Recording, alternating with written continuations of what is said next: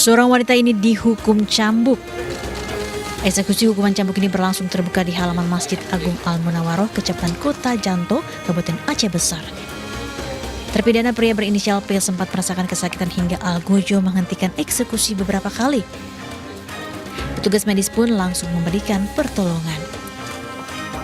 Kedua tersangka dihukum cambuk karena terbukti melanggar pasal 33 ayat 1 Konon Aceh tentang hukum jinayat dengan hukuman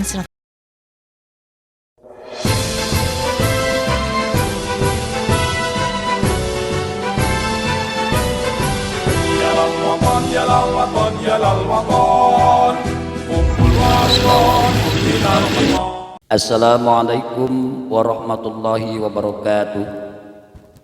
Alhamdulillahi rabbil alamin. Wassalatu wassalamu ala asyrafil anbiya'i wal mursalin Sayyidina wa maulana Muhammadin sallallahu alaihi wasallam wa ala alihi wa ashabihi wa man tabi'ahu ila yaumiddin, amma ba'du.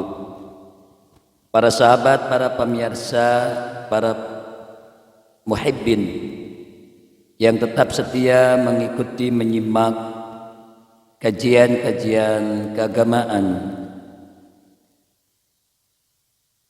senang rasanya kami bisa kembali menyapa para sahabat walaupun hanya melalui media sosial.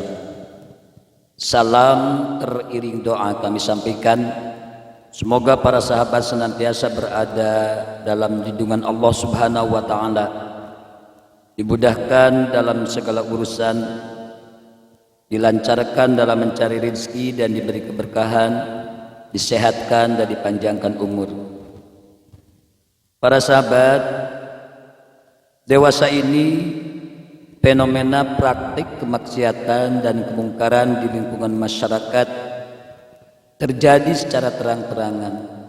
Sebagian kemaksiatan tersebut dilakukan dalam bentuk perbuatan zina yang dilakukan suka sama suka, yang sebagian dipertontonkan dalam bentuk pesta miras, bahkan konsumsi obat-obatan terlarang di kalangan anak remaja menjadi hal yang sering kita dengar diberitakan di media cetak maupun elektronik. Berbagai kasus pencurian, pelaku begal dan perampokan merebak di mana-mana, serta berbagai kasus kejahatan lain yang belum terungkap dan membutuhkan solusi yang tepat. Berbagai problematika pelanggaran hukum ini dalam ranah ilmu fikih masuk dalam pembahasan hudud. Kata hudud adalah bentuk jama dari kata had yang berarti pembatas. Had dapat berarti umum dan khusus. Pengertian had secara umum adalah hukum-hukum syara yang disyariatkan Allah Subhanahu wa Ta'ala bagi hamba-hambanya yang berupa ketetapan hukum halal atau haram. Hukum-hukum tersebut dinamakan hudud karena membedakan antara jenis perbuatan yang boleh dikerjakan atau yang tidak boleh dikerjakan, antara lain antara yang halal dan yang haram. Sedangkan pengertian secara khusus, hudud adalah hukuman-hukuman tertentu yang ditetapkan oleh syara sebagai sanksi hukum terhadap perbuatan kejahatan selain pembunuhan dan penganiayaan, seperti hukuman berzina, qadzaf, mencuri, minum minuman khamr, merampok, dan tindakan makar atau bugot. Hukuman terhadap kejahatan selain pembunuhan dan penganiayaan ini disebut hudud, di mana jenis dan jumlahnya telah ditetapkan dalam nas Al-Quran atau hadis.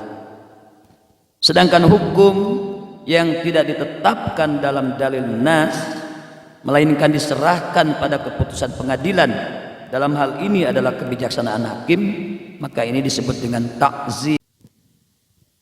Ta'zir ini berlaku atas kejahatan baik yang menyangkut hak Allah Subhanahu wa Ta'ala maupun hak individu manusia. Hukuman dalam bentuk had berbeda dengan hukuman dalam bentuk qisas. Walaupun sebagian ada yang jenisnya sama, karena had merupakan hak Allah Subhanahu wa taala, sedangkan qisas adalah hak hamba. Yang mesti menjadi catatan kita adalah had tidak bisa gugur karena dimaafkan oleh pihak yang dirugikan. Berbeda dengan qisas. Qisas itu dapat gugur jika pihak yang dirugikan memaafkan kejahatan yang dilakukan oleh seorang pelaku. Kejahatan yang diancam dengan hukuman had diantaranya adalah zina, tindakan qadzaf. Qadzaf itu menuduh berbuat zina, minum khamar, mencuri, merampok, dan tindakan bugot atau pemberontakan. Para pemirsa, zina merupakan persetubuhan antara laki-laki dan perempuan yang tidak terikat hubungan pernikahan atau perkawinan yang sah. Az-zina wa ilajud dzakari bi farjin muharramin li'ainihi khalin minasyubhati mustahin tab'an. Zina adalah maksudnya alat kelamin laki-laki ke dalam farji yang terlarang karena datnya tanpa ada syubhat dan disenangi menurut tabiatnya. Dari klausul ke dalam farji dalam definisi di atas dapat dipahami bahwa melakukan persetubuhan namun bukan ke dalam farji tidaklah dinamakan zina, tetapi dinamakan liwat atau sodomi. Dan jika memasukkannya ke dalam dubur atau anal, itu pun bukan termasuk ke dalam kategori zina. Sedangkan klausul tanpa syubhat ini bisa dipahami bahwa tidak pula termasuk zina apabila melakukan hubungan intim dengan wanita lain yang disangka istrinya sendiri. Dan juga termasuk syubhat jika melakukan hubungan intim dengan wanita yang dinikahi melalui nikah mut'ah atau pernikahan lain yang mengandung kesalahan prosedur seperti nikah tanpa wali atau nikah tanpa saksi. Nah, terhadap kasus pelanggaran seperti ini meskipun tidak dalam kategori zina namun tetap dikenakan hukuman, yaitu berupa hukuman takzir dan bukan had zina. Para sahabat, kemudian timbul pertanyaan, bagaimanakah jika persetubuhan itu dilakukan dengan cara yang aman, seperti dengan menggunakan alat kontrasepsi atau misalnya berupa kondom? Apakah masih bisa dikatakan zina? Para sahabat, ini semua tetap diharamkan bila dilakukan terhadap wanita lain yang bukan istri, termasuk hubungan bebas antar remaja misalnya. Walaupun ilat hukum berupa tercampurnya nasab atau ikhtilatun nasab dalam hal ini mungkin dapat dihindari, tetapi perbuatan tersebut tetap merupakan perbuatan yang diharamkan. Para ulama sepakat bahwa zina itu hukumnya haram, termasuk salah satu bentuk dosa besar,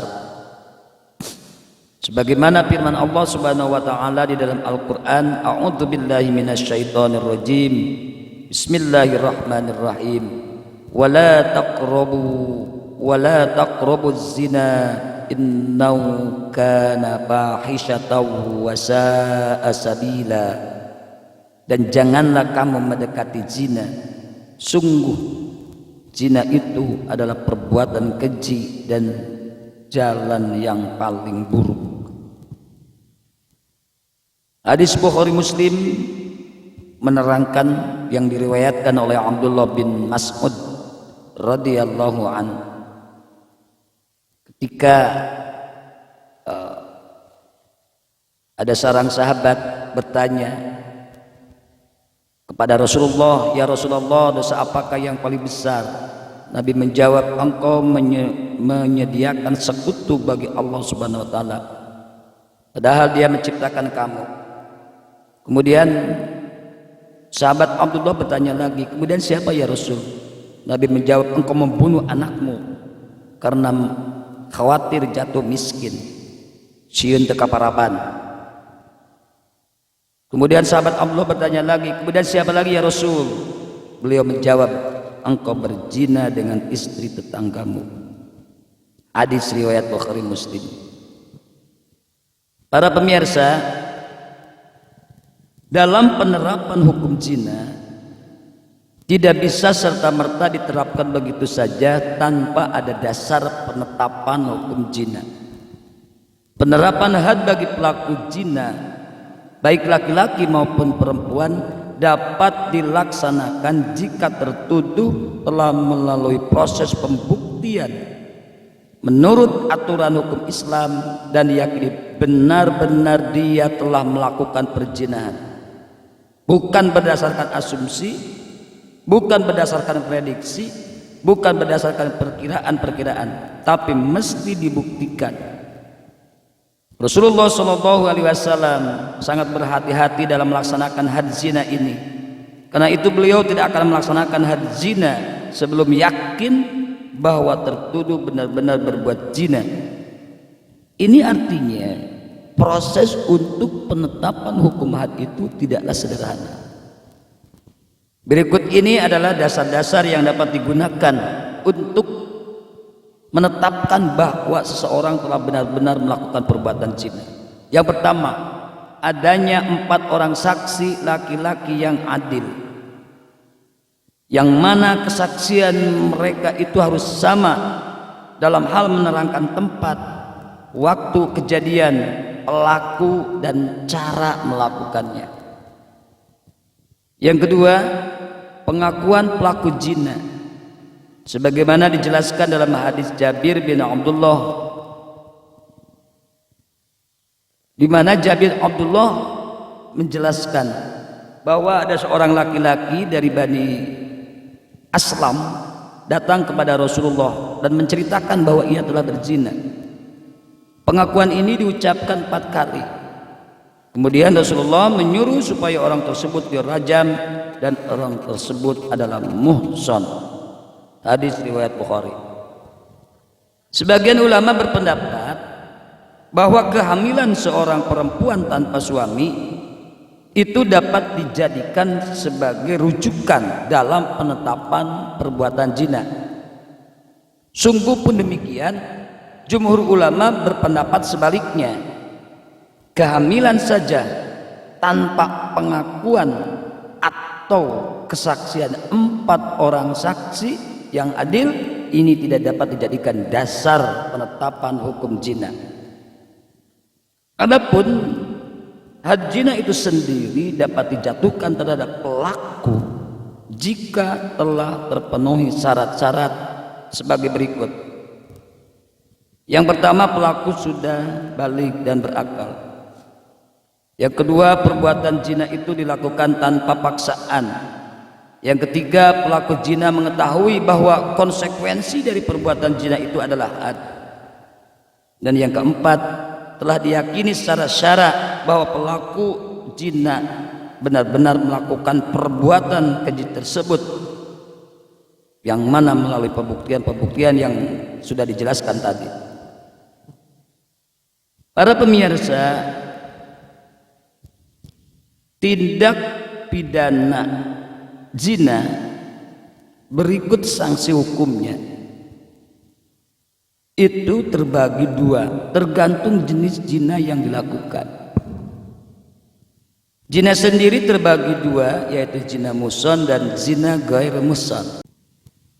Zina muhsan adalah perbuatan zina yang dilakukan oleh seorang yang sudah menikah. Maksud ungkapan ini mencakup suami, istri, duda, janda, yang hukumannya diberlakukan kepada pezina muhsan adalah hukuman rojam. Teknis penerapan hukuman rojam yaitu pelaku zina muson dilempari dengan batu yang berukuran sedang hingga benar-benar mati. Batu yang digunakan tidak boleh terlalu kecil sehingga memperlama proses kematian. Juga tidak diperbolehkan merajam dengan batu besar hingga menyebabkan kematian seketika, yang dengan itu tujuan memberikan pelajaran menjadi tidak tercapai. Yang kedua, zina ghair muhsan, yaitu zina yang dilakukan oleh seorang yang belum pernah menikah. Dalam hal perbuatan zina ini, para ahli fikih sepakat bahwa had zina bagi pelaku ghair muhsan, baik laki-laki maupun perempuan, adalah hukuman cambuk sebanyak 100 kali. Adapun mengenai hukuman pengasingan atau hukuman tagrib, para ahli fikih berselisih pendapat. Imam Syafi'i dan Imam Ahmad menyatakan bahwa pengasingan itu selama 1 tahun. Imam Abu Hanifah berpendapat bahwa tidak perlu ada pengasingan, cukup hanya hukuman cambuk sebanyak 100 kali. Sedangkan Imam Malik dan Imam Al-Auza'i berpendapat bahwa had bagi pezina laki-laki yang merdeka adalah cambukan sebanyak 100 kali dan pengasingan selama 1 tahun. Adapun bagi pezina perempuan yang ghair muhsan, hadnya hanya cambukan 100 kali dan tidak diasingkan. Beliau berpendapat bahwa wanita tidak diasingkan karena wanita adalah aurat, dan kemungkinan ia bisa dilecehkan apabila ia diasingkan di sebuah daerah yang berada di luar wilayahnya. Para sahabat, para pemirsa, dari gambaran tentang hukuman yang diterapkan oleh nas Al-Quran dan hadis bagi pelaku zina, baik zina muhsan maupun zina ghair muhsan, setidaknya ini memberikan hikmah bahwa zina itu diharamkan karena zina merupakan sumber kemaksiatan, sumber berbagai tindakan kemaksiatan. Dengannya hikmah pengharaman zina adalah yang pertama, memelihara dan menjaga keturunan dengan baik. Karena anak hasil perzinahan itu biasanya pada umumnya kurang terpelihara dan kurang terjaga, dan biasanya juga kurang diterima oleh keluarga, baik itu keluarga laki-laki maupun keluarga perempuan. Yang kedua, untuk menjaga harga diri dan kehormatan manusia. Bagaimanapun juga manusia itu lebih mulia dan tidak harus derajatnya turun ke titik yang paling rendah seperti binatang. Yang ketiga, untuk menjaga ketertiban dan keteraturan rumah tangga.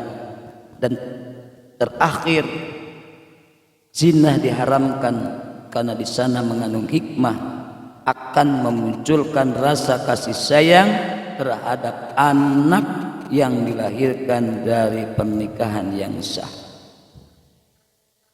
Demikianlah para sahabat, para hadirin, para pemirsa yang selalu setia menyimak kajian dari kami, bahasan singkat mengenai hukuman had bagi tindak pidana kejahatan berupa perbuatan zina. Semoga kita semua dapat menghindari, menjaga dari terjerumus ke dalam perbuatan yang sangat kotor ini. Terima kasih. Wallahu muwaffiq ila aqwamit thariq. Wassalamualaikum warahmatullahi wabarakatuh.